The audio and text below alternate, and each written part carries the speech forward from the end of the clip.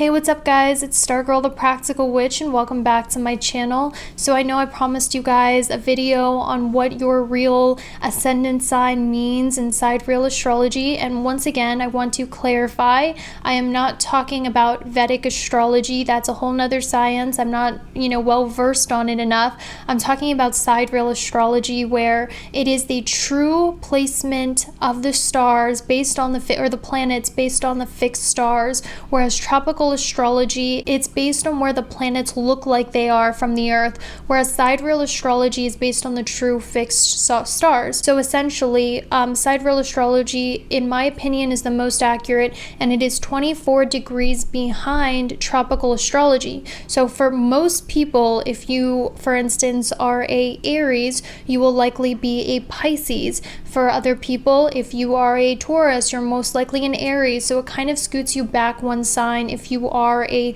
early or middle placement. Late placements tend to stay the same, but essentially a lot of you guys already know your tropical rising sign, which is, the sign that you are born with based on your time of birth. Now, for those of you who are not aware of anything more than your zodiac sign, I highly recommend looking up what your rising sign is, and in order to find that, you just need to go to Google is your friend, and type in what time you were born, where you were born, and also the date you were born, and in one of those online calculators will generate your rising sign, which is the most important sign because your rising sign is, what we use for predictions and horoscopes, because your rising sign sets the tone for the rest of your birth chart and sets the order of the rest of your birth chart, and your birth chart has 12 signs in a in order based on your rising sign, which comes first. So that's why your rising sign is the most important. Your sun sign is the least important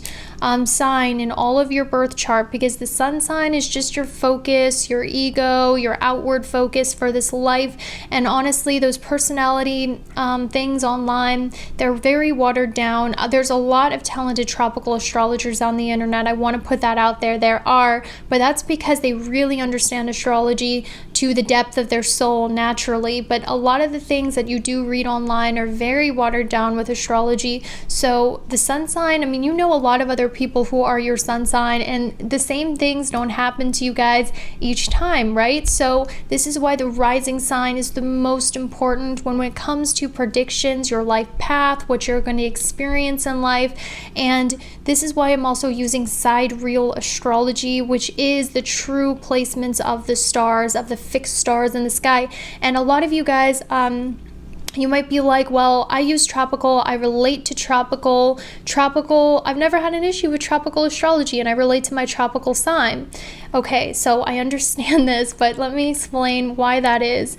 That is because a lot of the information that you're looking on based on your tropical astrology sign is kind of like pop culture astrology, where it kind of just explains the generalizations and the personality traits. But to be honest with you guys, astrology is a map of the soul. It is your soul map.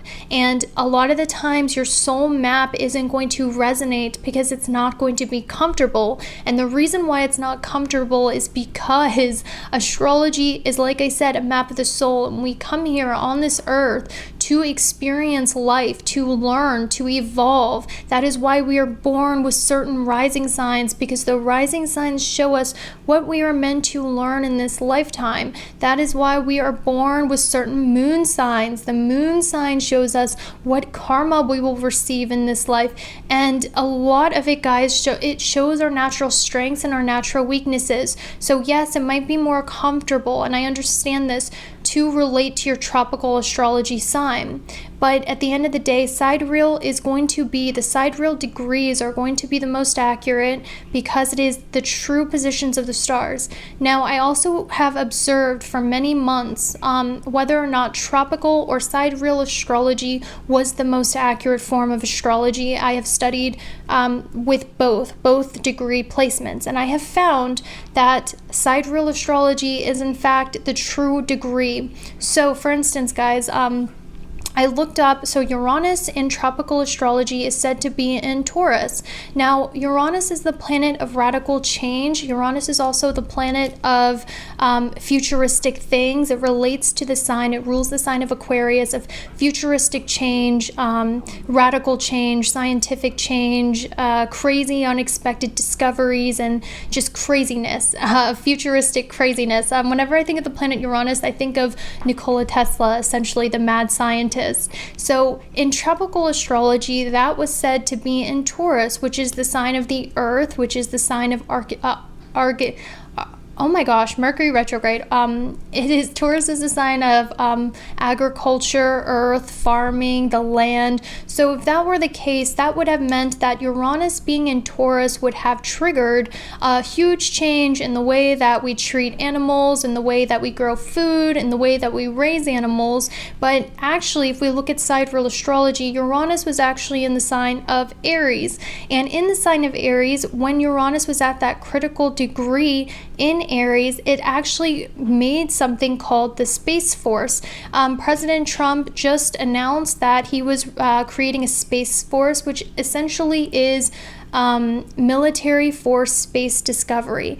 And if we look at sidereal astrology, that makes sense because Aries is the sign of military, of war, of soldiers, and Uranus, that crazy mad scientist futuristic planet, is in that sign. So that makes sense as to why this Space Force was released when Uranus was in Aries at that critical degree, and why tropical astrology with Uranus being in Taurus does not make sense currently, because tropical astrology is 24 degrees ahead of sidereal. So that means we have to wait 24 degrees for Uranus to move 24 degrees before we experience that change in agriculture. So that's one instance I observed. Now the second, and by the way guys, disclaimer, just by mentioning President Trump doesn't mean that I support Trump or that I am saying that I'm a Republican or anything like that. I'm not going to go into politics on my channel because I want this to be a safe space for all of us, and I don't want to cause hate or divert, like, you know, where we're all yelling at each other.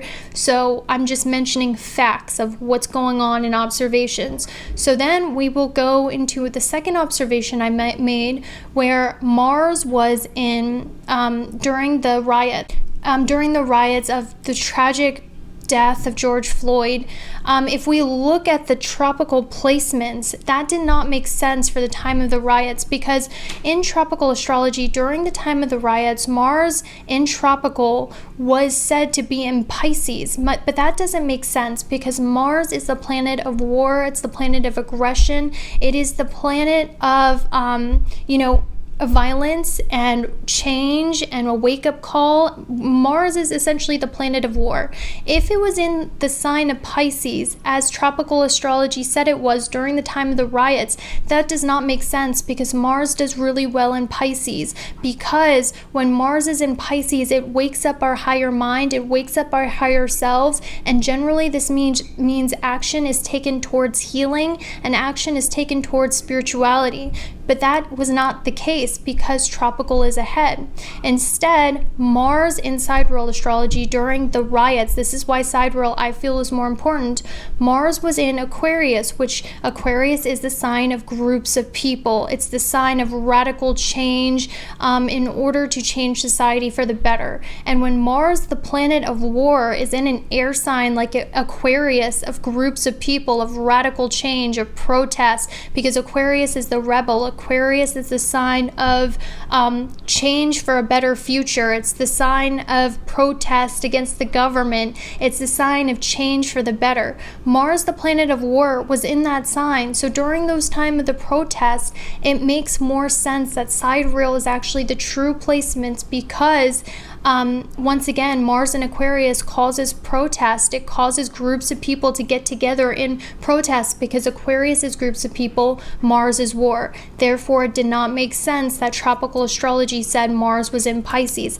This is why I follow sidereal astrology, because I've made these consistent observations throughout the month that sidereal astrology is the true the true placement of the stars. Okay guys, so once again, I will say there are a lot of talented tropical astrologers online, and I'm not diminishing that for a second. I love a lot of tropical astrologers here on YouTube, but the reason why I'm making this video is because for my horoscopes personally, for me, my soul, like I just intuitively have been feeling called to teach you guys sidereal placements, sidereal degrees, and use sidereal predictions, because in my soul and my perception, that is the true placement of astrology. It's the true, and for me, like, I'm gonna just be honest with you guys real quick. I am more scientific mind when it comes to the occult and astrology. There are a lot of great tropical astrologers who don't need that kind of like,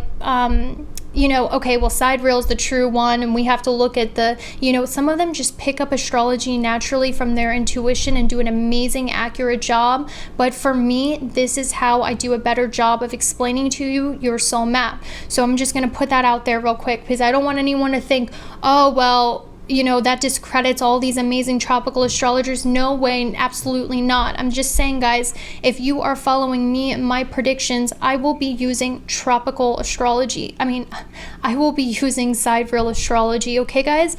And essentially what I'm going to do with the series is, firstly, I'm going to go over what your rising sign means in sidereal astrology. Now, a lot of you guys, you only know your sun sign, your zodiac sign, based on the date you were born, and this is not what we're covering during this time. I'm going to focus more on the most important signs, which is your rising sign, aka your ascendant sign, and also your moon sign, because both of those signs are mainly the most accurate ways of making predictions, not your sun sign. The only reason sun sign predictions are accurate for astrologers, in my opinion, is because they use their intuition to channel spirit. A lot of great astrologers and tarot readers on here do that, but for my personal astrology predictions from here on out, it's going to be the ascendant and the moon sign, just based on the facts of astrology. Anyway, guys, so we're going to cover what your real ascendant, aka rising sign, is in sidereal astrology, which is likely, like I said, going to be the sign before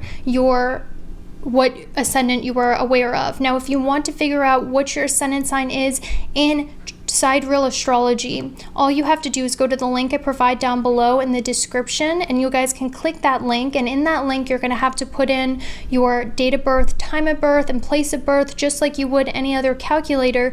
But this site is going to generate for you what your true ascendant is based on the fixed stars, and it's likely going to be different than your tropical rising sign, but for others of you it might be the same, because like I said, it's 24 degrees behind.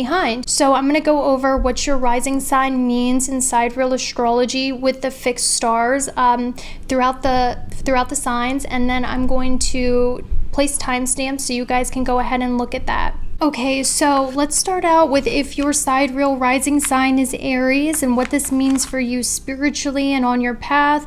And for most of you, at first, you might have thought that your ascendant rising sign was Taurus.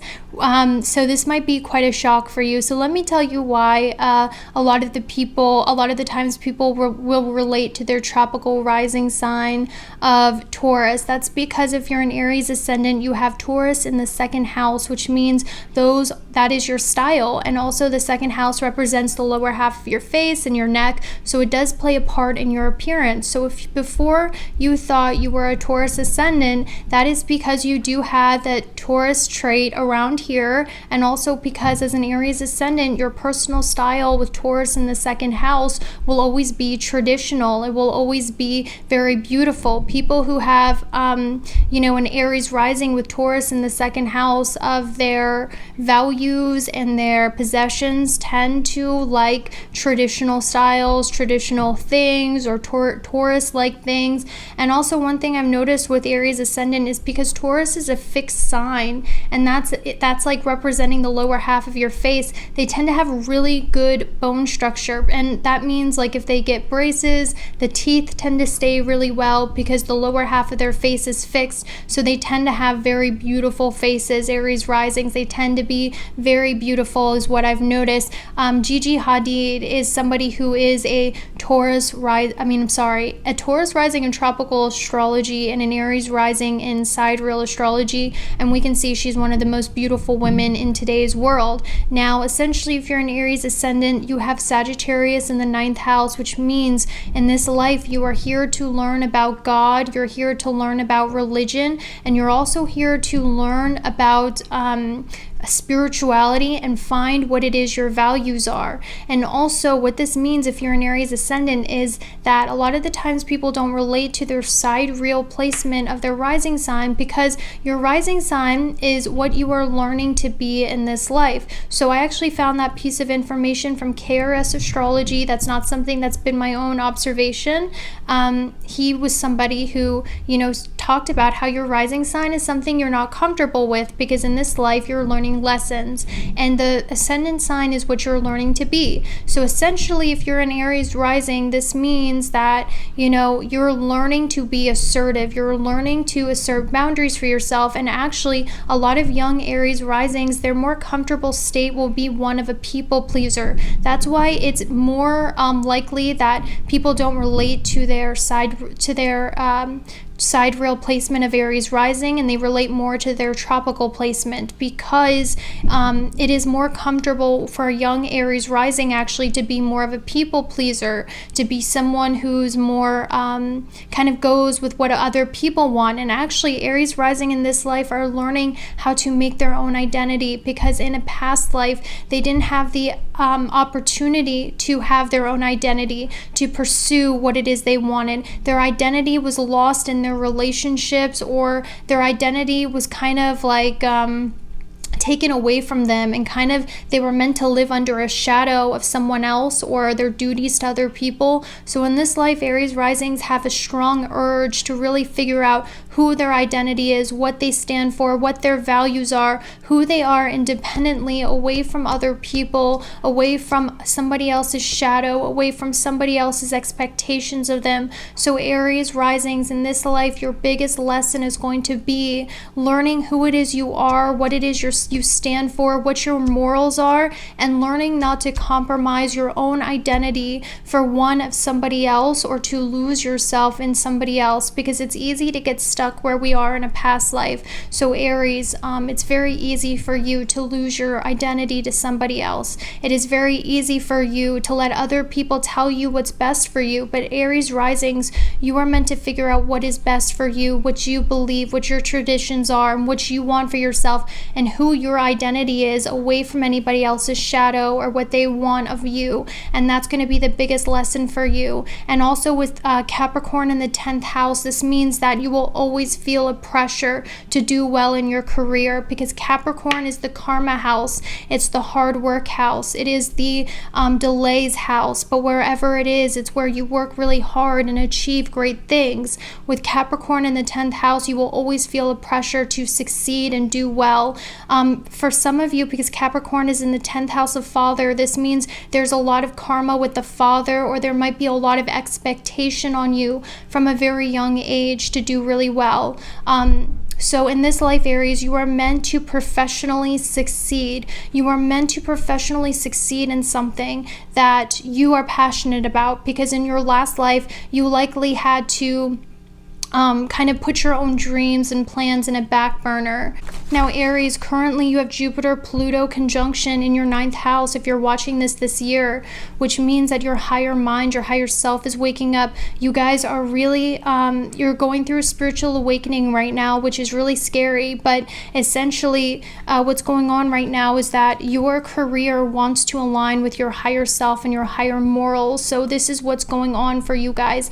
Aries risings in this life, you're meant to learn with Sagittarius in the 9th house about publishing, writing, speaking, and also finding your religion. So those are huge themes for you.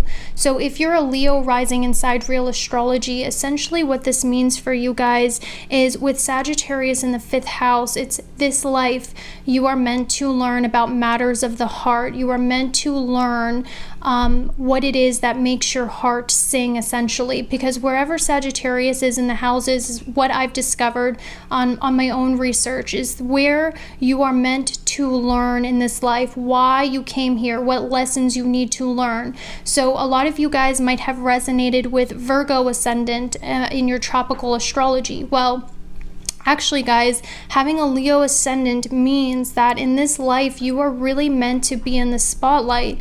And essentially, for the reason why that is because you have Aquarius in the 7th house. And the 7th house is of your fame, it's of other people. And Aquarius is groups of people in the 7th house. So essentially, Leo, you are meant to get attention from a lot of people from your creative self-expression in this life. That's what's meant to happen. But unfortunately for Leos, what's really hard for them, because your ascendant sign is not what you feel comfortable doing. Your ascendant sign is what you are learning to do in this life. And once again, I learned this from KRS Astrology. It was not my own research, but I incorporated it in my own research. And essentially, your rising sign, you won't feel comfortable in your rising sign unless you go through the life lessons you need to. So essentially, for Leo risings, it's actually more comfortable for them to work in a group. It's more comfortable for them to get lost in a group or a part of a community. But in fact, Leo risings are meant to shine on their own and figure out who it is they are and figure out and learn everything that's close to their heart. So what I recommend for Leo risings is, if you have a creative interest, if you have a creative passion, you should absolutely go pursue and learn it 100%. And that is because in this life, you are meant to learn all of the things that makes your heart sing, because the 5th house is your heart. And when Sagittarius is in it, it means that as a Leo rising, you have to learn about all of the things you like doing. Dabble in a little bit of everything. Pursue whatever creative interest sparks your interest, because that's where you're going to find your happiness in this life. Now, because Sagittarius is in the 5th house, this also means, Leos, you are meant to learn about matters of the heart, which means there's a lot of karma in your romantic relationships as a Leo rising, specifically because Scorpio is in your 4th house of emotions. And Scorpio, as much as I like the sign of Scorpio, there's a lot of great things about Scorpio. However, Scorpio is not a fun sign because, 1, it is a fixed sign, and 2, it is the sign of transformation, intensity, power, and control. As a Leo rising, you have Scorpio in your 4th house of emotions, and this sort of means that a lot of you guys, you like to be in control of emotions, or you experience intense emotions. And the reason for this as a Leo rising is because you're meant to learn about matters of the heart. And sometimes matters of the heart isn't all just about being creative and exploring your creative interest. It's also about learning about intense emotions that you get from romance, intensity, and passion. So, and then also the 4th house is originally ruled by Cancer, and Cancer is in the 12th house of release. So essentially, as Leos, I'm not going to sugarcoat it anymore, Leos. I'm just going to be honest with you. You have to release the need to control in regards to emotions. So sometimes Leo risings, they're either in relationships with people who are very emotionally controlling, or the Leo rising themselves has a lot of intense emotions or passionate emotions, jealous emotions, or intense emotions that the Leo rising needs to learn how to control, because you're learning how to manage your heart in a way that's more evolved so you can ascend to your higher self, essentially. And I know a lot of the times when we do astrology videos, it can be a little bit triggering because it's not meant to be something that's easily digestible, essentially. And that's because this is what you're learning. So it can be a little bit triggering. But Leos, essentially, there needs so sometimes with Leo risings, their heart is very easily blocked off, and that's because they want control of their emotions, because they experience such intense emotions and like transformative emotional relationships that sometimes they become very controlling and manipulative in their relationships in a way to feel in control of their heart. Because as a Leo rising, your heart is on steroids because it really wants you to experience experience passion, joy, fun, and romance. But sometimes that heart is so big that in order to protect itself later on, it becomes guarded and jaded, and it becomes spiteful and jealous and very guarded. So Leos really have to work on opening their heart chakra if there's someone who's been hurt a lot. And I want you to know, Leos, that a lot of this intense emotions that you're experiencing is because you are meant to experience the full spectrum of emotions in life, essentially, and it's just a learning lesson. Okay, so first of all, Leo is a fixed sign, and whenever a fixed sign is in your first house, this is actually really good because it gives you very good bone structure. It gives you like lasting bone structure is what I've seen. So Leo risings will a lot of the times have beautiful eyes. They'll have like a beautiful head eye area, and that's because that fixed sign of Leo is in the first house. Now, with the second house of Virgo, this represents your throat and your mouth area, which is a mutable sign. So a lot of the times you'll find that Leo risings do need braces, or Leo risings, they might have to get braces multiple times, or if not that, a lot of the times Leo risings, they will feel insecure about their appearance. Okay, so sometimes like the teeth might move easily because the bottom half is a mutable sign, and they'll feel insecure about that area of their face. But essentially, in my experience, every Leo rising I have ever met has been absolutely stunning, and that's because with a Leo rising, this means that your face shines and all eyes are on you, essentially. So a lot of the times Leo risings are really insecure about their face and their appearance because Virgo is a critical sign in the second house. But if you're Leo rising watching this, we know I'm not sugarcoating at this point. You guys really are attractive, and you know what? Perfectionism isn't what makes someone beautiful. It's the soul, and you have the soul in your first house because Leo is the soul shining through your eyes. So it's like the beauty just kind of shines out. But that's one thing I've noticed about Leo risings. Now, so Leo, what I will tell you to wrap things up is do not be afraid to be yourself. The more unique you are, essentially you're trying to find what you love, who you are. Don't try to fit into a group. Don't try to fit into a crowd. That's your comfortable default place where you try to get lost in a group or a community or something like that. In this life, you are meant to be the star. You are meant to shine. You are meant to figure out who you are and what you like away from other people. So it might be easy for you to get swayed to what other people or partners want you to be or think you should be. The more true you are to yourself, the better it is for you. And actually, Leos, I find that Leos, the more unapologetically authentic they are, the more themselves they are and expressing themselves outwardly, actually it's the more in alignment they are. So there is one YouTuber who's Trisha Paytas. She's a Leo rising, and a lot of people, I don't agree with whatever this, that, third she's doing. I'm not condoning whatever behavior, but what I'm saying is, even though it's easy for us to judge people based on, their outrageous behavior, we don't know their own path. We don't know their karmic path. And actually, she's a Leo rising. So her karmic path is actually to express herself unapologetically and authentically. And this is actually a good thing for her. So it's very easy to judge other people. But that's why I love astrology, because there's no reason to judge other people. Because if you understand astrology, you realize that everyone's just doing their karmic path, their lesson, and it's not our place to judge. Because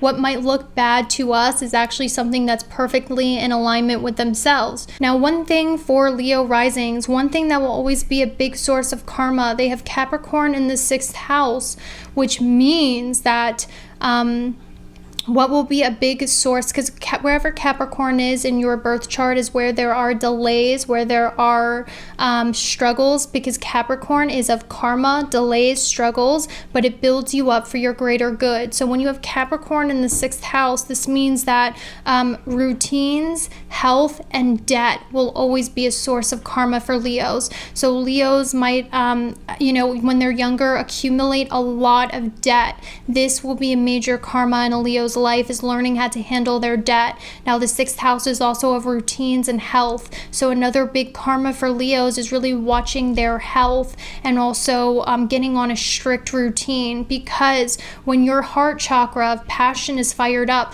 sometimes it's easy to get lost in the passion and not focus too much on our physical health, our routines. So one thing for Leos is that their work will always be a huge source of karma for them, is learning how to balance their health, their routines. And also when Leo risings find what it is that really makes their heart go, they tend to be workaholics as well. So some of the most famous people, Kurt Cobain was a Leo rising. Queens of the Stone Age, Josh Homme is a Leo rising. This is all things that, these are all people with Leo risings in sidereal, and essentially they are meant to kind of succeed by being completely authentic and changing, and by literally just being themselves. That's how they succeed, and also perfecting some sort of art form or whatever it is that makes their heart sing. So if you are a Leo rising, you also have Pisces in the 8th house. Now, Pisces is your higher self. Pisces is your divine self, and when it's in the 8th house of intimacy, Leo risings, you actually reach divinity when you can be intimate with other people and be vulnerable with other people. That's why Pisces is in your 8th house, because in this life you are learning how to be vulnerable with others, how to connect with others through meaningful encounters with other people, because you're learning about matters of the heart. Now, matters of the heart does include romance and one night stands and stuff like that, dating, but it also on a deeper level relates to true intimacy and love and romance with somebody. And that's what the 8th house is. It's intimacy, it's love, it's connection, it's tantric. And with Pisces in the 8th house, you actually ascend to your higher self when you have true intimate connections with other people, when you're vulnerable with someone else enough to get past the initial frivolity of dating. So that's the big thing. Okay, so if you're Sagittarius rising, this is what it means for you in sidereal. So before you were a Scorpio rising, before you were a Capricorn rising, likely in tropical, and now you are a Sagittarius rising. So if you're Sagittarius rising, you have Sagittarius in the 1st house in sidereal, which means that you are learning how to become yourself. You are learning who you are and what it is that you stand for, because as a Sagittarius rising, this is what you are learning to become in this life. That's why a lot of the times people say, oh, my sidereal placements don't resonate. That's because it's not your natural state. Your rising sign is what you are learning to be in this life. It is not something that comes easy for you. If we want to look at what comes easy for you, we look at the 7th house of Gemini. That is what comes easy for you as a Sagittarius rising. So it's easier for you as a Sagittarius. So first of all, Sagittarius risings are people who are naturally childlike. They have naturally high energy, and they're also people who know how to have fun and not take things so seriously, because in their past life they mastered what it was to be childlike and also to just experience life. Okay, so Sagittarius risings in this life, what you are meant to do is you are meant to experience and learn about who you are through life experience and through studying. So with Capricorn in the 2nd house as a Sagittarius ascendant, this means that Capricorn is the sign of hard work, dedication, and karma. Capricorn brings a lot of delays and hard work wherever it is for a good cause, because it's supposed to build up whatever house it's in. So if you're Sagittarius ascendant with Capricorn in the 2nd house, in this life you are meant to build up your skills and your talents. You are meant to build up your money-making skills. You are meant to learn what your values are, what you like, what you don't like, what you're good at. So Sagittariuses in this life are meant to perfect a skill and also learn about who they are, because wherever Sagittarius is in your chart is where you are learning and what you are learning in this life. So Sagittarius in the 1st house means you are learning who you are. Then in the 9th house of learning, of education, you have Leo, which is your soul. So you are learning who your soul is, what you like outside of other people or outside of communities. So actually, the older Sagittarius risings get, the more serious they'll get, even though they kind of start out as kind of like more Gemini-like or more childlike or fun-like. They're learning about philosophy in this life. They're building up their skills in this life. So recently, you guys had, you have Saturn in the second house. Like for the next year, I'm making this video. Jupiter, Pluto in the second house. So a lot of Sagittarius risings in Sidereal, you are developing your talents. You are developing your skills to make money, and also you are learning about yourself through the development of your talents and skills. So that's what Sagittarius risings are meant to do in this life. They're learning to become the philosopher. They're learning to become the teacher. They are learning through books. A lot of them like to read books or travel, or a lot of them like to, learn about, the technicalities of philosophy, or they like to learn through books, travel, religion, whatever. But that's all things that Sagittarius risings are meant to do in this life, because they're learning how to become the philosopher and the teacher, as opposed to the Gemini, which is like the lighthearted, childlike energy. They already mastered that. But Sagittarius risings in their past life, they've also learned how to master the art of receiving, because if you had a past life as a Gemini, that's what you were learning. So in this life with Cancer in the 8th house, Sagittarius risings, you guys have the ability to receive a lot of money and a lot of support from people around you while you find yourself. Okay, that's an amazing thing, because essentially it's kind of like when so Sagittarius is like the publisher, the writer, the poet, right?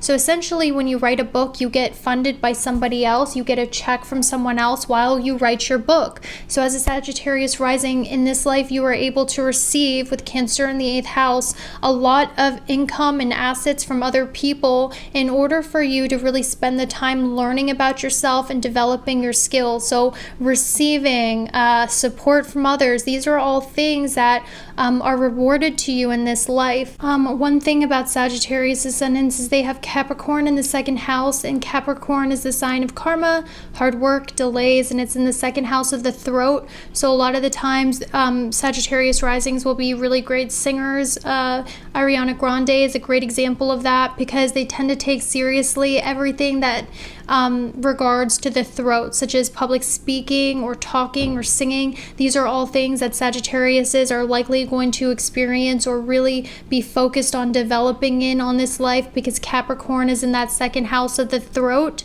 And also because Leo is in the 9th house of publishing. Leo is where you shine, where your soul is.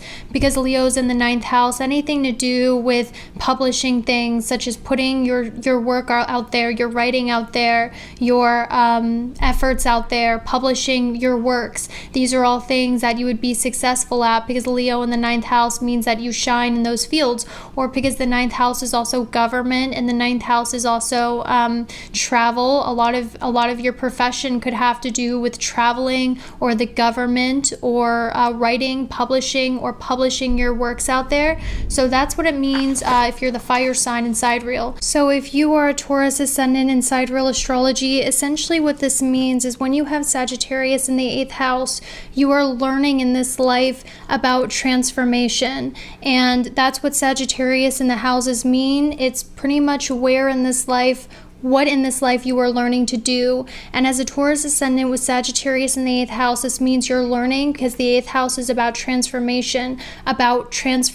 in your life.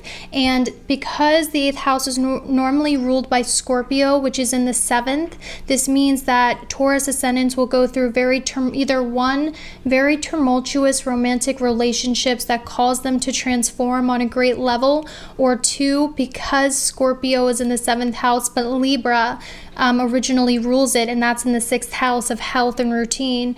The Taurus ascendant will normally transform through like great transformations in their health, like learning how to transform their health in a big way, or transformative things in regards to their health or their routine. So Taurus ascendants will either one, try to learn about transformation through really intense partners who really transform them as a person in a huge way, or to, like I said, through their health. So Taurus ascendants might seem a little chaotic, especially when they're younger. And this is why I love astrology, because it shows you that we can't really judge people, because the reason why they act certain ways or they're acting certain things out is because like their soul is trying to learn something. So Tauruses want to learn about transformations. Therefore, they will put themselves in very extreme situations, either in regards to their work or their health or their partnerships. So a good example of this is Mick Jagger. He's a Taurus ascendant, and also Amy Winehouse, I believe, was a Taurus ascendant too, and both of these people were very intense and transformative, and that's because that's what they were learning in this life to be. So they will seek out like intense situations in their life. Taurus ascendants, what I can say is when they're younger, they will likely have some issues with authority, because Capricorn, which is the sign of delays, karma, and delays in karma for a reason to build you up to your stronger self, is in the 9th house of teachers. So a lot of the times they'll have very harsh and strict teachers, or they will opt not to pursue higher education, or they will opt not to travel, or they will prefer one small community, because in this life with Cancer in the 3rd house, Tauruses nurture their divine feminine side through creative writing, through short distance trips and traveling, and also having a sense of community. So in this life, Taurus risings, they really get in touch with their divine feminine through creative writing, because Cancer's in the 3rd house of communication, or through communication, whether it's writing lyrics, poetry, or a talk show, because they are really good talkers, Taurus risings.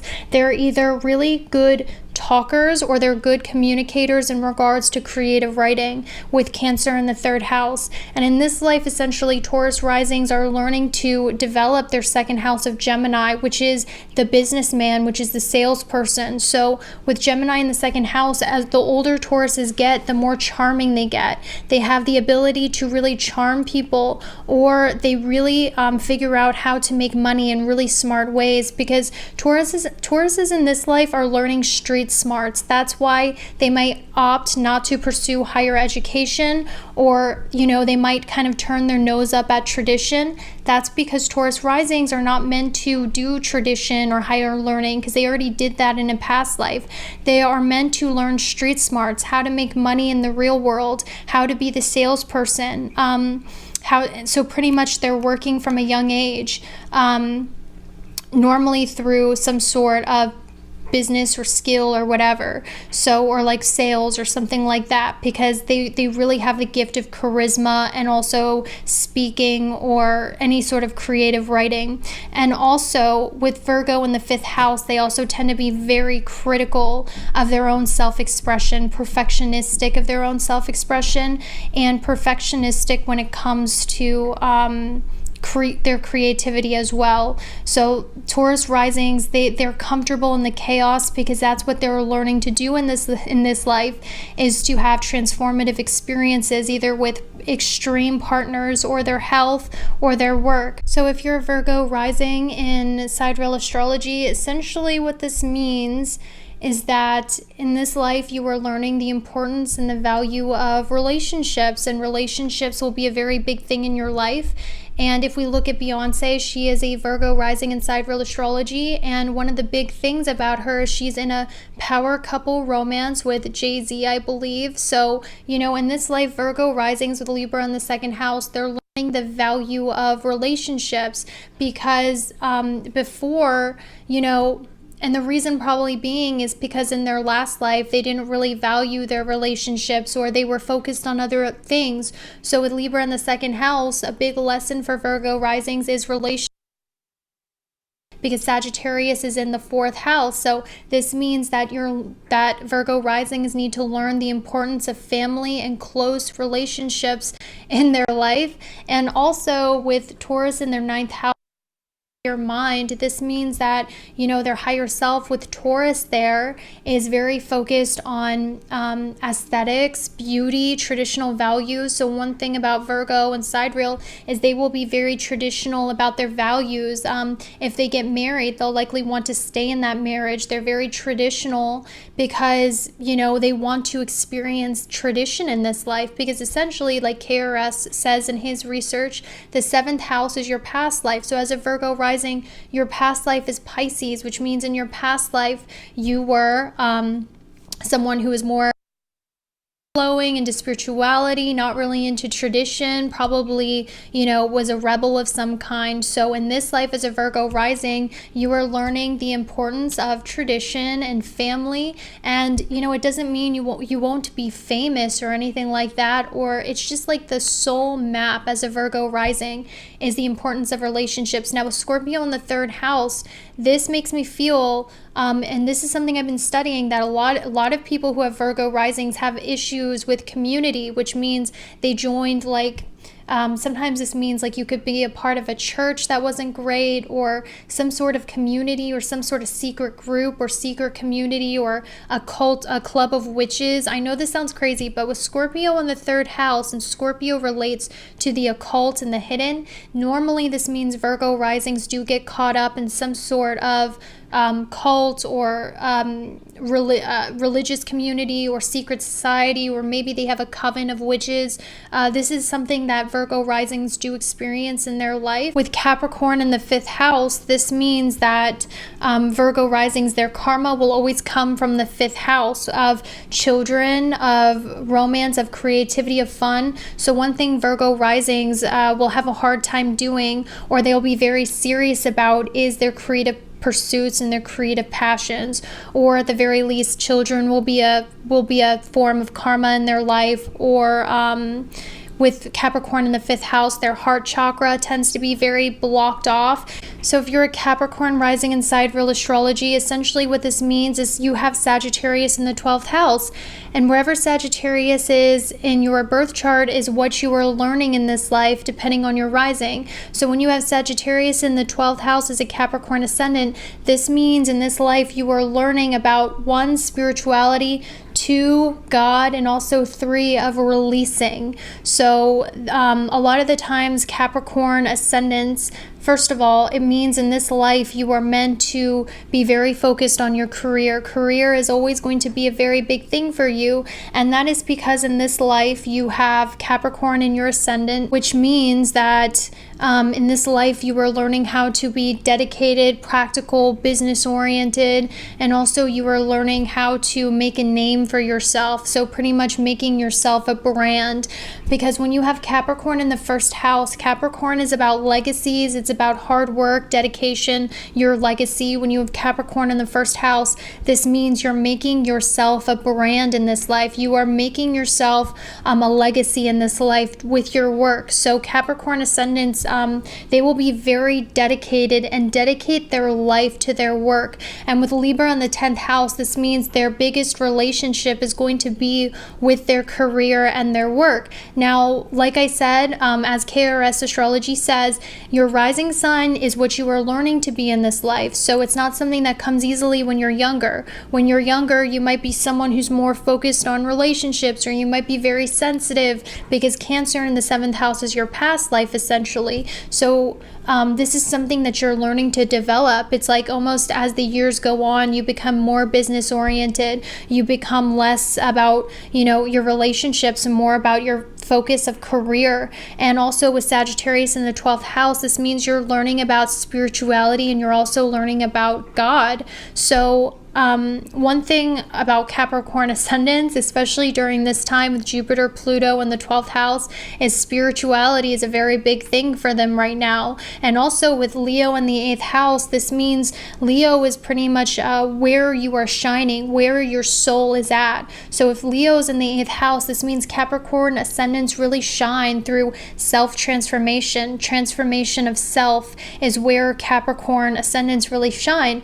And also the 8th house is all that is hidden. It's the occult, it's conspiracy theories, and it's also intimacy. So one thing with Leo in the 8th house is a source of pride for Capricorn ascendants will be finding secrets, conspiracy theories. It will also be as transformation of themselves. So one thing is Capricorn ascendants, a source of pride for them will always be transformation of the 8th house of the self. So conspiracy theories, finding hidden information, the occult. The 8th house is also about, so this could mean transformation of yourself, where literally you transform yourself, or this could mean transformation of self through extreme experiences, or a sense of pride could also be with Leo in the 8th house, kind of like transform themselves or hide themselves. The 8th house is also business, so a lot of the times it could be business in the 8th house, but essentially Capricorns in this life will go through some sort of great transformation, some great transformation, because that's what they need to in this life. So essentially, because Capricorn is in the 1st house, Sagittarius is in the house, the way Capricorns heal themselves is through spirituality, but a lot of the times younger Capricorns will not be able to find that spirituality because it's in the 12th house, so they'll be mainly focused on their work and their career and their legacy until some sort of transformation happens in their lives, which makes them focus more on spirituality. Essentially, that's like the Capricorn in Sidereal Astrology path from what I've noticed and what I've seen. Now also with Scorpio in the 11th house, which normally rules the 8th house where Leo is, this also means that Capricorns, one of their biggest lessons in this life is going to be their friendships and their communities, who it is that they surround themselves with. They could either have really jealous friends around them, or they could be jealous of their friends, but there's a lot of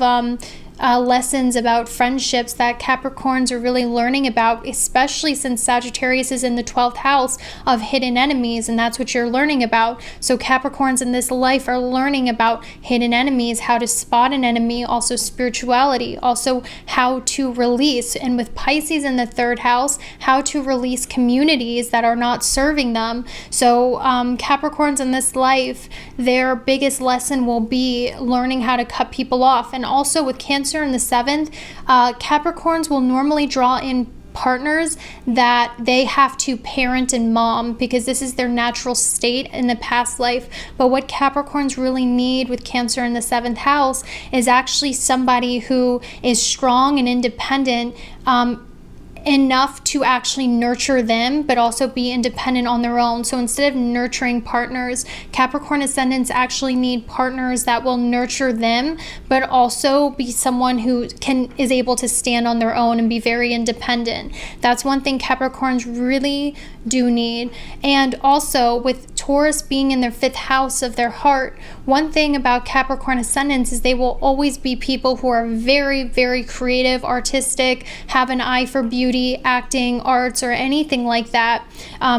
Acting, arts, all of those things are big things for Capricorn ascendants. So that's essentially the Capricorn's learning curve in this life is spirituality, releasing hidden enemies, releasing communities, kind of like finding spirituality after great transformation. Because one thing for Capricorns with Leo in the 8th is there's a lot of pride, a lot of hidden pride, but Capricorn ascendants essentially, they will be very critical of spirituality until later on in their lives, and that's like a big thing for Capricorn. So if we move on to what it means if you are a Aquarius ascendant, this means that in Sidereal Astrology you have Sagittarius in the 11th house, which means you are learning about friendships and network circles and communities. So as an Aquarius ascendant, you're an Aquarius ascendant in this life because you are learning about friendships. And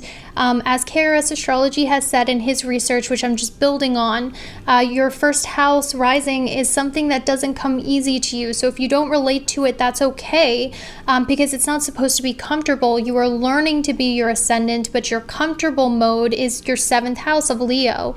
So essentially, as an Aquarius ascendant, in your past life, you were likely some sort of star, queen, king, whatever, because you have Leo in the 7th house. And in this life, you are meant to kind of be a part of a group, be a part of a community, be a part of something that changes the world for the better.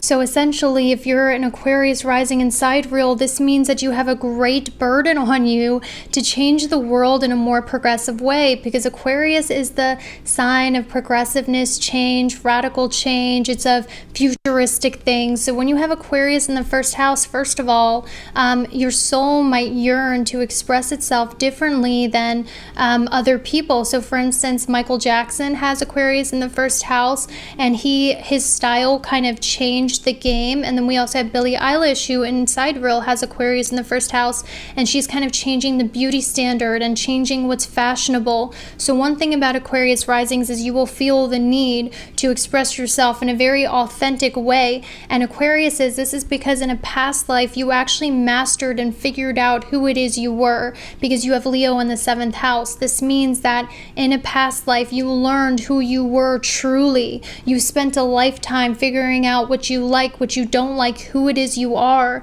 So in this life it's easy for you to express yourself authentically, even if it doesn't fit in with anyone, because in this life you know who you are and you're very unashamed about expressing it. But the thing about Aquarius ascendants is actually you're supposed to use this uniqueness in a way to actually help change the world in a more radical way. So for instance, if we look at Janis Joplin, who was an Aquarius ascendant, she's someone who, changed the game and kind of made things more progressive for women in music and kind of more progressive in general. Because in the time she grew up, it was very traditional. So Aquarius ascendants are meant to break tradition by expressing themselves, because their way of expressing themselves is generally against the norm. And also as an Aquarius ascendant, what you need in order to heal yourself is Pisces in the 2nd house. So you need spirituality. You need time alone. Pisces is about your higher self. It's about God. It's about spirituality. This means that Aquarius risings in this life, they need spirituality. They need meditation. They need time alone. They need, a relationship with God in order to heal themselves, because a lot of Aquarius ascendants, they will feel lonely. That's the irony of Aquarius ascendants, because Aquarius is in their 1st house, which means they're learning how to make friends. They're learning the importance of friendships, but it's easier for Aquarius ascendants to operate alone because of that past life of Leo in the 7th. So they need to learn essentially that the world isn't out to get them. The world likes them. The world understands them. Aquarius risings, they just feel really alone and depressed, even though and it's just because they figured themselves out so much, and most people haven't figured themselves out that much, so it's hard to find people who understand them. But essentially, for Aquarius risings, you have Pisces in the 2nd house too, which means beautiful, channeled creativity, channeled artistic singing and speaking from the divine, because Pisces is the divine. It's your higher self. It's your spirit guides. It's in the 2nd house of your throat. You could have like a dreamy style, a hippie-like style, or, you can literally channel spirit through your speaking, your writing, your style. These are all things for Aquariuses. And also with Cancer in the 6th house, they're really learning how to nurture themselves through their work. That's how Aquarius risings get in touch with their feminine energy, is when they are working. And also what I recommend to all air signs is with Pisces in the 2nd house, how you ground yourself. What you need to feel grounded and happy is to be by water, is to be by the ocean, is to be by some sort of water. So if you are a Gemini ascendant, hi fellow Sidereal Gemini ascendants, essentially what this means for you is that in this life with Sagittarius in the 7th house, you are learning your identity through other people, through business partnerships, through your friendships. That's why Gemini in the 1st house is a mutable sign, because essentially you are trying to figure out your identity through your environment and the people you hang around. That is why Geminis are highly sensitive people. This is why Geminis are empaths. They get tired easily. They feel everything. They get vibes from people. people. A lot of them will consider themselves empaths, or they'll consider themselves highly sensitive people where they will physically feel the energy of other people. This is because Gemini in the first house means your appearance and your personality is mutable based on your environment, which means that as a Gemini ascendant, you have to be very discerning about the people you hang around, because if you are around the wrong people, they will easily rub off on you. And if you're a Gemini ascendant, that's why I recommend always hanging around people you want to be, because their greatness will rub off on you, because your first house is mutable. Now, with Geminis, what's going on with them is that in this life, in the past life, they were Sagittarius, because as Aries Astrology says, your first house is what you are learning to be. It is not something that comes easily to you. Your 7th house is your past life and what you are comfortable doing. So Geminis, actually, their past life, they were scholars, they were teachers, and in this life, they're meant to be more childlike. They are meant to have fun and express themselves in childlike ways. That's why Gemini risings in Sidereal will look younger than their age, or they'll come off as very childish, or they'll come off as immature, and that's because their soul is longing to heal that inner child, and also their soul is learning how to have childlike joy and to have fun,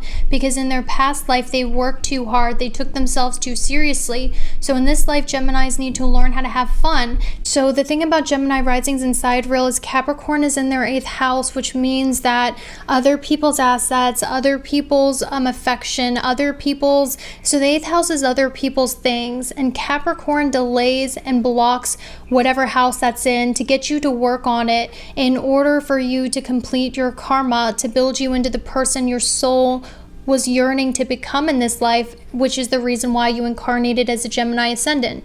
So with Capricorn in the 8th house, this means that, being a sugar baby, other people's affection, other people's love, this is something that will be blocked off to you unless with Cancer in the 2nd house, you nurture yourself, because Gemini's huge lesson in this life is to learn how to love themselves instead of looking for other people to validate them, or instead of looking to the outside world to validate who they are, because a lot of the times Geminis in this life are looking to be childlike and find themselves, learn a lesson with their soul through the people around them. So why Geminis in this life, their biggest lesson is learning to give themselves nurturing and self-love, and not trying to find it through the outside world or through partnerships or friendships or through validation from the outside world, because unless a Gemini rising loves themselves, those things will always be blocked off to them, because Capricorn in the 8th house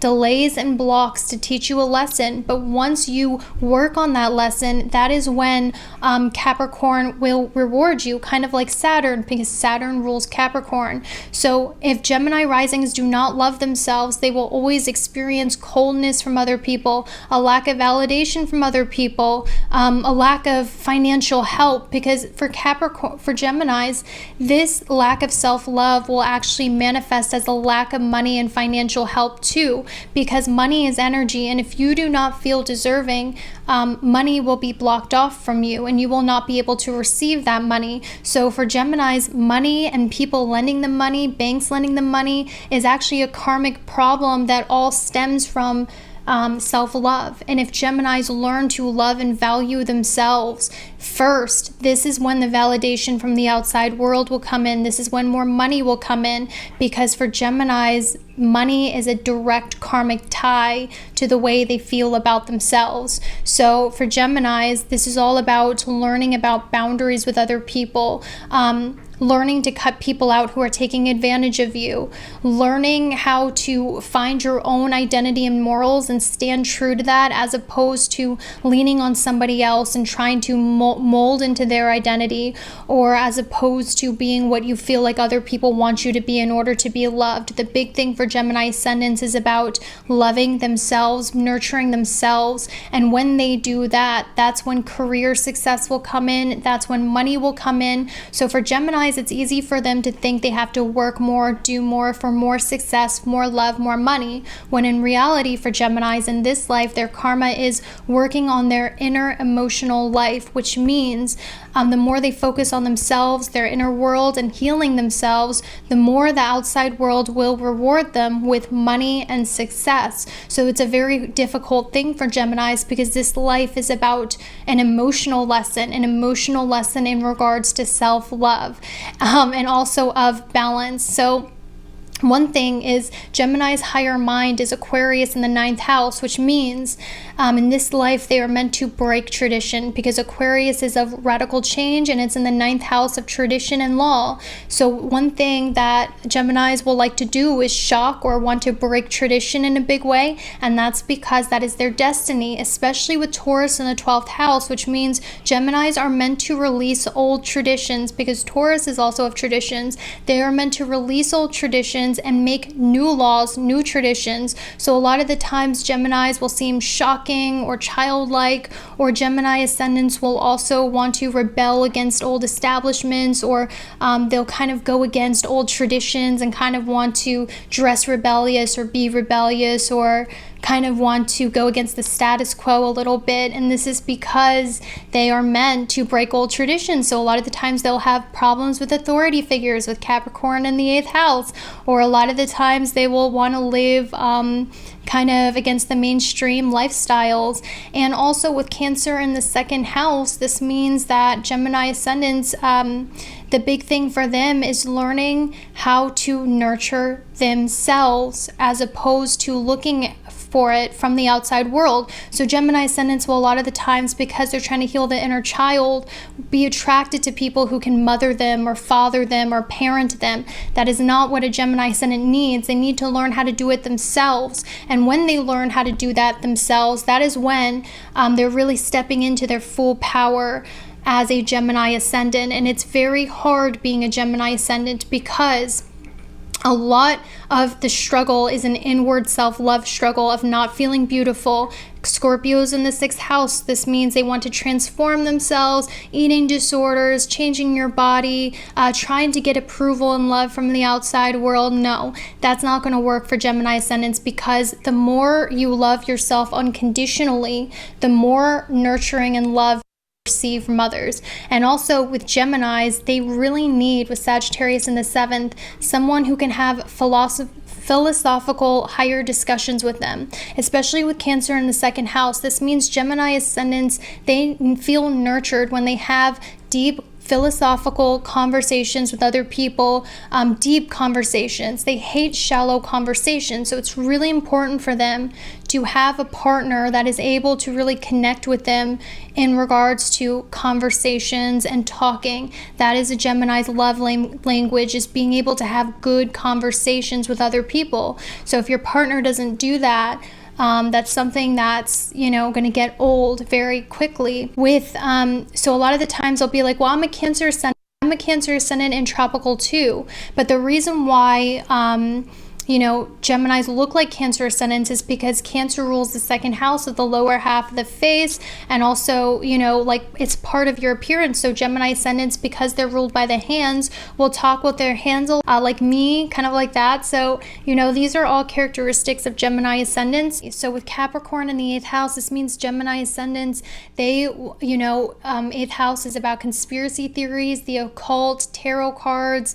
It's also about astrology. The 8th house is oils. It's everything hidden underground. The 8th house is pretty much mysteries, the hidden, the occult, ghost, conspiracies, astrology, tarot cards, murder mysteries, oils, underground, all of that stuff. Those are all things that Geminis will take very seriously, and that will be a part of their legacy. But the 8th house is also of transformation. It's also of psychology too. So one thing could also be psychology. Ascendants. So these are all things that Geminis Geminis are going to take very seriously in this life, essentially. So if you are a Libra rising in Sidereal Astrology, essentially what this means with Sagittarius in the 3rd house, because wherever Sagittarius is what you are learning in this life to do. With Sagittarius in the 3rd house, this means you are learning about communication, about the 3rd house is everything from communication, writing, it's also about radio, TV, it's also about traveling, it's also about teaching. So for Libras with Sagittarius in the 3rd house, you're really learning about writing, communication, and also about the importance of community. So like KRS Astrology says, this is his research, but I'm basing it off of that. He says that your rising sign is actually what you are learning to be in this life, and it's not something that comes easily for you. That's why you might not relate to your rising sign in Sidereal Astrology, but your 7th house is your past life, which is your more comfortable house, which is Aries. So essentially, Libra risings, what you're learning in this life is the importance of community, one, specifically with a religious community, because Sagittarius is in the 3rd house, and also Gemini, which originally rules the 3rd house, is in the 9th house of religion and spirituality, and also of government and politics. So one thing that's really important for Libras in this life is finding some sort of religious or spiritual community, or if not a religious or spiritual community, a community of people who shares their political views, or people they can talk to about their religious or philosophical or political views, because this is something that's really important for Libra risings in this life. So a lot of the times Libra risings will be very drawn to philosophy, religion, and also publishing, such as like creative writing, or writing a book, writing poetry, or speaking about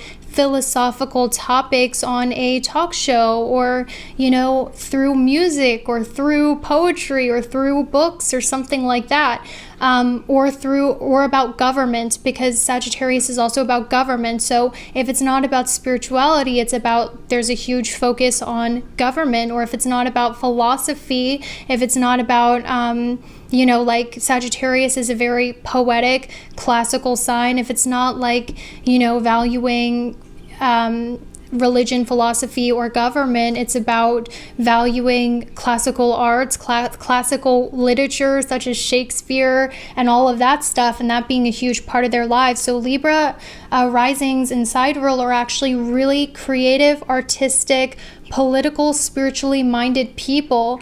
And before in tropical, you might have been a Scorpio rising, and this might have made sense to you, because with Scorpio in the 2nd house, this means that Libras really value the dark side of life. They really value Scorpio-like things. They value intensity in their life. So one thing about Libra ascendants is you will notice that they do have a darker style, or they do have a sultry, seductive style, and that's because Scorpio is in their 2nd house of their style, their assets, their morals. And also another thing about Libra ascendants is they will really value the intensity of life. So I'm just going to give you guys an example real quick. So because Taurus originally rules the 2nd house and it's in the 8th house, this means that Libras value transformation, death, rebirth, and also they value all of the dark scorpionic things. So a lot of the times it's part of a Libra's aesthetic to be a little dark, to be a little, or to value the darker side of life. But also with Scorpio in the 2nd house, Scorpio also relates to power and control. One thing about Libra ascendants is they'll be very into power. They'll be very into people who have power. So one thing is Aries is in the 7th house. So as a Libra ascendant, they will always be drawn to very assertive, dominant people. That's something that Libra ascendants will really like, because they really admire power and intensity in others, and that's something that really inspires them. So one thing I will say about Libra ascendants though is that Robin Williams was a Libra ascendant, and he was someone who can be very charming and funny, because Sagittarius is in the 3rd house, which really lights up their ability to speak and communicate, and also lights up their ability to really shine in radio and communication. However, one thing that they really hold on to, that they struggle with, is darkness, because Scorpio is in that 2nd house. So they really like to hang on to that darkness. It's almost like they love the darkness, but they want to get out of the darkness. So depression is something that Libra risings tend to struggle with Scorpio in the 2nd house, because they like to hold on to a lot of intensity in their lives. And also, guys, with Capricorn in the 4th house, this means that Capricorn is the sign of delays. It's the sign of hard work, karma, but wherever Capricorn is where it really builds up for your greater good. So with Capricorn in the 4th house of emotions, a lot of the times Libra risings really struggle with their emotions, or they tend to be very blocked off to emotions or suppress emotions a lot of the times, because it's easier than feeling the full effect of their emotions. And also Libra risings in this life, the reason why you decided to be a Libra rising in this life is because with Capricorn in the 4th house, you're learning the importance of close family relationships. So a lot of the times there will be a lot of karma in regards to your family and your home life. So Capricorn brings delays in karma, and because Capricorn is in the 4th house, this means it might take you a really long time to have a family, or this might also mean that if you do have a family, there's a lot of karma. So you might have went through a divorce, or you watched your parents go through a divorce, or there's just a lot of uncomfortable coldness in your family and family karma you have to work out, or like maybe you have to be responsible for your family. And that's because as a Libra ascendant in this life, you are learning the importance of family and the importance of valuing your family, even though that's something that doesn't come easy to you, because Capricorn is something that grows with time. With Capricorn in the 4th house, your legacy could be architecture or building homes, or you guys could be real estate agents, or have real estate and make money through real estate. You might also be someone who just naturally is a mother to all of your friends, all of your close relationships. You might always be a mother figure to other people. You might always be that nurturing role to other people, regardless of whether you want to or not. It just kind of seems like as a Libra ascendant, people always come to you for mothering or motherly advice, or you just tend to be put in that motherly role quite a bit, and that's one of your something that you're known for in this life. So if you're Scorpio ascendant in Sidereal Astrology, essentially what this means is that your rising sign is what you are growing into in this life. It's not something that comes easily to you. And, I'm building on what KRS Astrology has said in his previous research, where your 1st house is what you are learning to become, but your 7th house is your past life and what's comfortable to you. So as a Scorpio ascendant, the reason why you might not relate to your Sidereal ascendant is because it's what you are learning to be. So it's not going to feel so comfortable. So if you were a Sagittarius ascendant, this is why you might have related to the Sagittarius ascendant. That's because Sagittarius as a Scorpio ascendant in Sidereal is in your 2nd house, which means in this life you are learning the importance and the value of spirituality, of philosophy, of higher learning, of your higher mind, of religious theories, of higher learning, religion, philosophy, all of that. So those are all things that are really important to you, is knowledge and is also wisdom. But as a Scorpio ascendant, the reason what's happening is that in your past life with the Taurus in your 7th house is you're someone who easily makes money. Money comes to you easily. You can easily make money. You learned how to be stable in this life. You mastered the earthly plane. So essentially in this life, what you are meant to do is experience life and learn through experience. So Scorpio, one thing that will be a huge theme in your life is that even though it'll be easier for you to stay where it's comfortable, your soul will get bored because your soul is yearning for transformation. That's why you have Scorpio in the first house. And that is why, Scorpios tend to look very intense. They tend to look very striking and alluring. That's because their soul wants to experience dramatic situations in order to learn about life through experience, as opposed to just sticking where it's comfortable, sticking to the practical and of business-oriented things. So Scorpio, one thing as a sidereal, recently, if you're watching this video, like during the month I posted it, you're likely going through some sort of dip in your career. You're likely going through some career stress currently, or some sort of downfall in your career.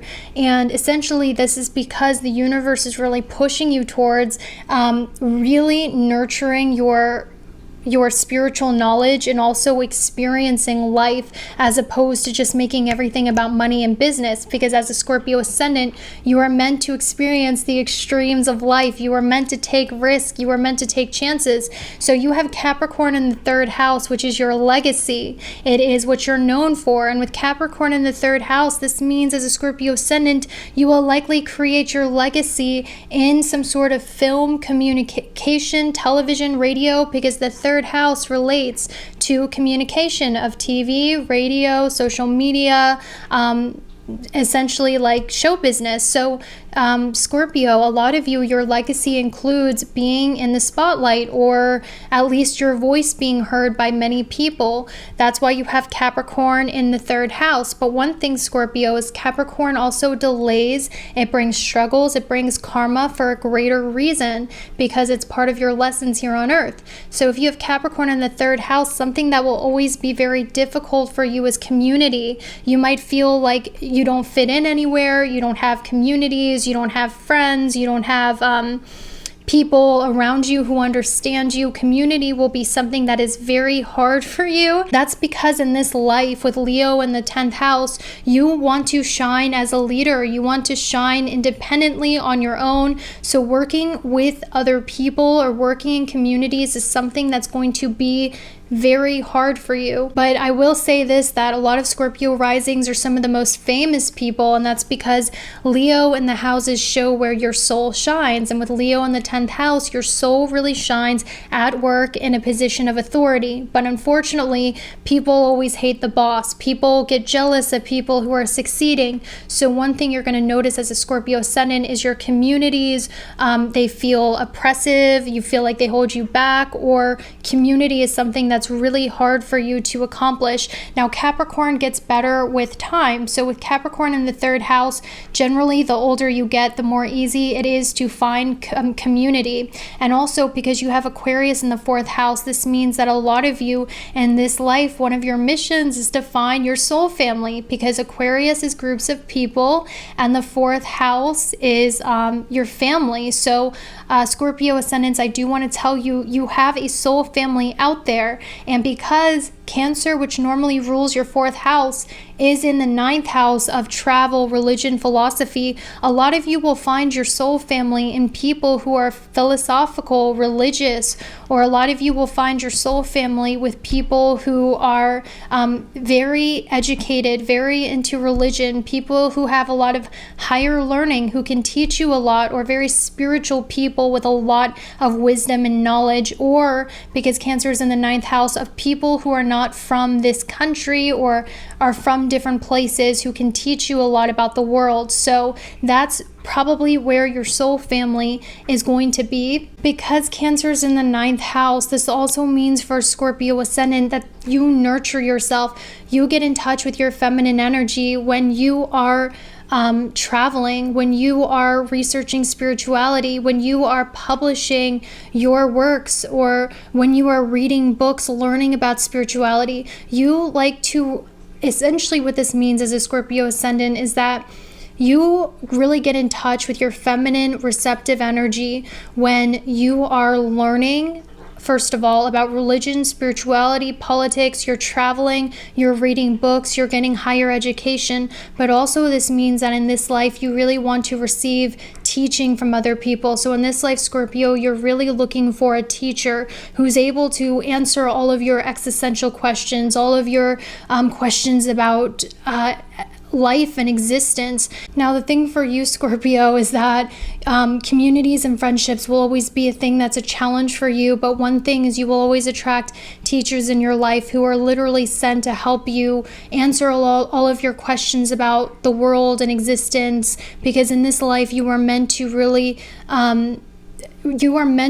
build up your philosophical knowledge, your higher learning, your higher education, because in your last life you spent so much time on business, learning how to make money, and your street smarts. So money is something that will always come easily to you, but it's very important for you not to get stuck in the familiar of just the grind of making money, because that's not what really makes your soul sing. What makes your soul sing is actually learning higher knowledge, philosophy, and also talking about deeper subjects. So that's like a huge thing for you guys. So if you're a Cancer rising in Sidereal Astrology, essentially what this means is because your first house is Cancer, but what originally rules the first house is Aries, is in the 10th house.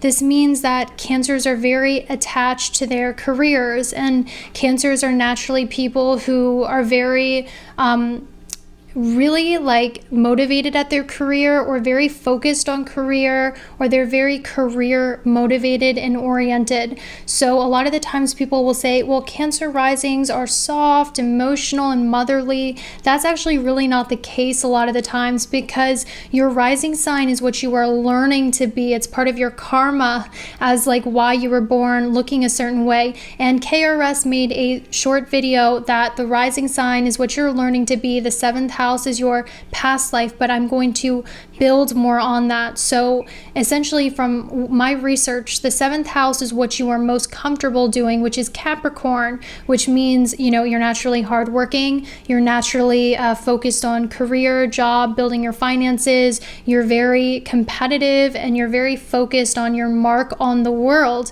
So, you know, that motherly, soft, sensitive side is something that you're learning to develop. So one of the ways that you will develop this in this life is because Scorpio is in your 5th house of transformation, and the 5th house represents your heart, your soul. It also represents love, romance, and children. One of the ways that you will physically, you know, learn to become the Cancer archetype, the motherly, sensitive, emotional figure, is through intensely transformative romantic experiences that really shake you to your core, that shake up a lot of emotions you didn't know you had, which can be quite scary because you're learning how to master your emotions in this life. Or through literally your children, you could be on one path for a very long time, be very focused on your career, or be on a path to self-destruction until one day your child comes and it forces you to change. Or it could be both, whether it's romance or children. But either way, because you have Scorpio in the 5th house, this means that you are going to go through intensely transformative emotional experiences that really push you into awakening your emotions and push you into awakening your sensitive side. And this is not easy, because this is an emotional lesson, because your more natural state is actually one of somebody who's very cold, work-oriented, distant, emotionally put together, until you go through that really intense emotional experience, whether it's romantic or the birth of a child, essentially. And like I said, Cancers are really competitive because the original first house is in the 10th house, which means that they're very emotionally connected to their careers and their legacy. So Sagittarius in the houses is essentially what you are meant to learn in this life. And you have Sagittarius in the 6th house, which means that Cancer ascendants are learning how to become Cancer ascendants through conflicts, through battles, through health, and also through enemies, because the 6th house is health, routine, work, enemies, competition, and battles. So with Sagittarius in the 6th house, a lot of Cancers learn how to become Cancers through difficulty, emotional difficulty. So one thing Cancers are actually learning to do in this life is they're learning to forgive. And this was not something that I really read anywhere, just sort of something that kept popping up in my head when I was explaining what being a Cancer in Sidereal Astrology meant. And essentially in this life, being a Cancer, and Cancer rules the sacral chakra, and it's in your first house, you are learning how to release and how to forgive, because you have Pisces in the 9th house also of what you are learning. And Pisces is about releasing, it's about healing and forgiveness. And you have that in the 9th house of your higher mind, of what you're here to learn. So essentially, Cancers are learning how to forgive and release and heal emotionally from all of the intense experiences that they have went through. So in this life, Cancers, the reason why you were born with Cancer on the ascendant, the reason why you were born as the moody crab, is because you're meant to experience the array of intense emotions, because in your past life you suppressed emotions, you didn't deal with emotions. So in this life you're learning about emotions and how to handle emotions. And also with Sagittarius in the 6th house, I found that Cancer ascendants really love big animals, because Sagittarius is a big sign. It's in the 6th house of pets. So a lot of the times Cancer ascendants will love big animals, big dogs, they'll have big animals. But one thing Cancer ascendants really need to heal in this life, so everyone's like, oh, well, Cancer ascendant is the feminine side, so they're naturally really feminine, divine feminine energy. Actually, Cancer ascendants are naturally very divine masculine. So one thing with Leo in the 2nd house is that in this life they need to learn how to balance their divine masculine side. So essentially, Cancer ascendants are actually meant to heal their divine masculine side. That's why they have Leo in the 2nd house. They're learning the importance of balancing their divine masculine. So a lot of the times, Cancer ascendants, they will actually, some of the symptoms of having a need to balance the divine masculine is they'll think vulnerability is a weakness. They'll live in their head. They will numb themselves and kind of focus on money and power as opposed to close relationships. They'll seek to control and dominate others, or they'll repress anger and trauma, or they'll justify anger. They'll have a lot of pride. They will be, that's like an example of some divine masculine wounds. So actually, Cancer ascendants in this life, they're learning how to balance that divine masculine side in order to be more receptive. That's why Cancer's in the 1st house, in order to be more receptive, in order to be open to emotion and healing emotion. Because a lot of the times a wounded divine masculine will come out when they're not wanting to deal with emotions, or they're not wanting to deal with, trauma. So that's why you're a Cancer ascendant. You're learning how to balance that divine masculine, even though Cancer is the feminine side, because you're being forced to face your emotions, even though that's hard for you. And also with Capricorn in the 7th house, this means that, your relationships will always be a sense of karma and duty for you. So relationships with older people, or, you'll always have a sense of your partnerships being a drain on you or a huge responsibility. So Capricorn means delays, karma, whatever house it's in. So it's in the 7th house of your partnerships.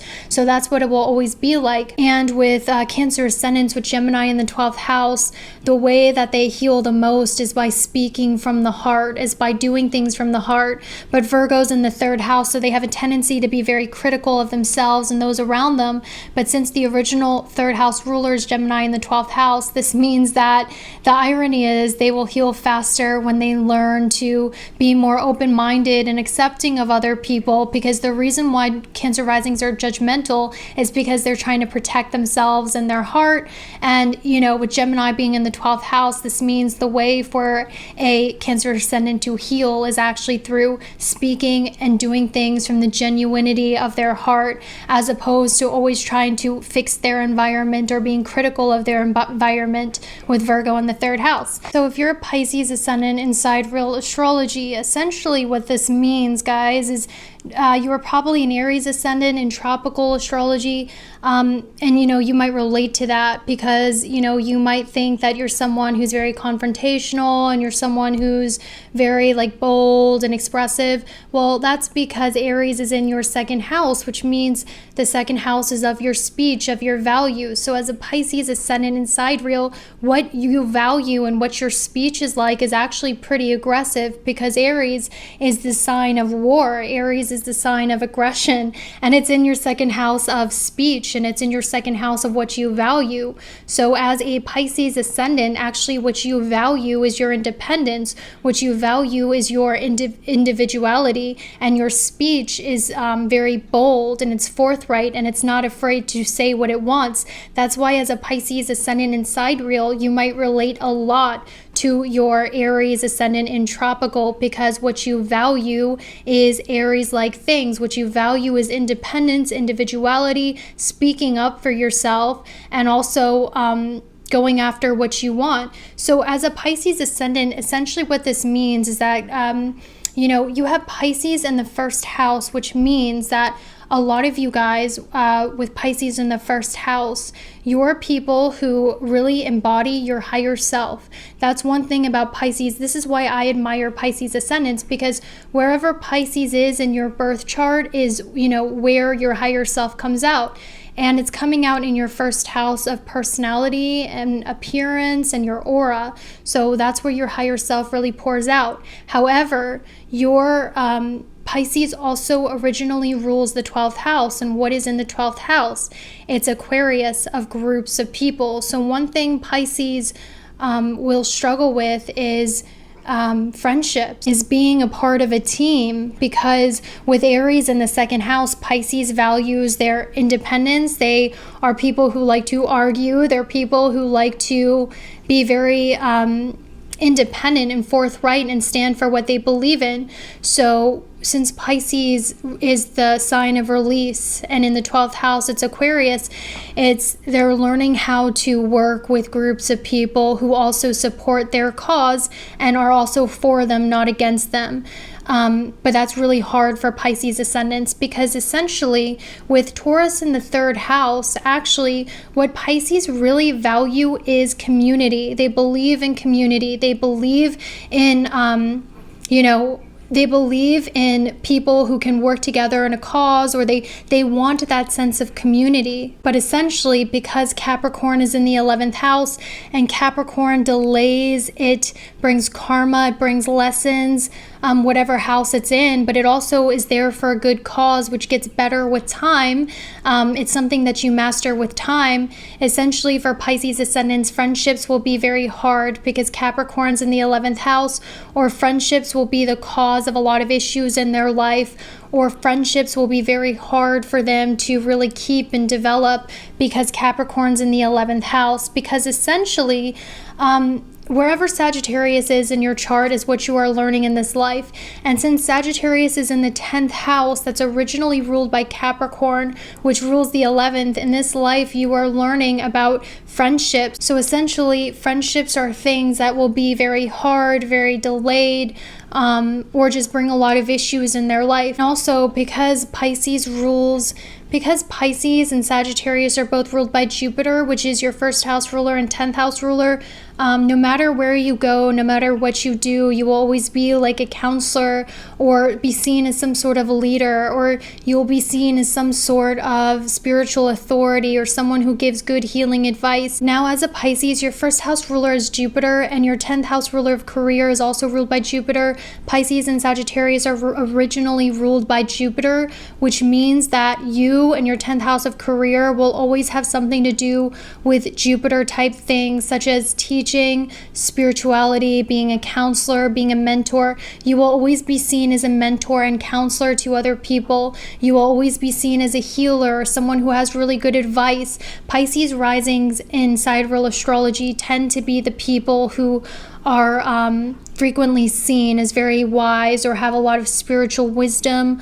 And also, when you have Libra in the 8th house, this means you have a psychic understanding of people. You are able to see the darkest sides of other people, and you have a psychic understanding of other people. So Pisces ascendants are really some of the most psychic in tune signs. However, what I will say about them is when you have Libra in the 8th house, this means that Pisces ascendants transform through transformative, intense relationships. And because Scorpio is in the 9th house, and this is something I've noticed in my research, guys, Pisces ascendants, with Libra in the 8th house, this means that you go through a lot of, it could have been abusive relationships or some sort of relationship that was abusive, or some sort of traumatic relationship, with Libra being in the 8th house. And because the 8th house is originally ruled by Scorpio, and Scorpio is in the 9th house, this could have been through some sort of religious community. This could have been through,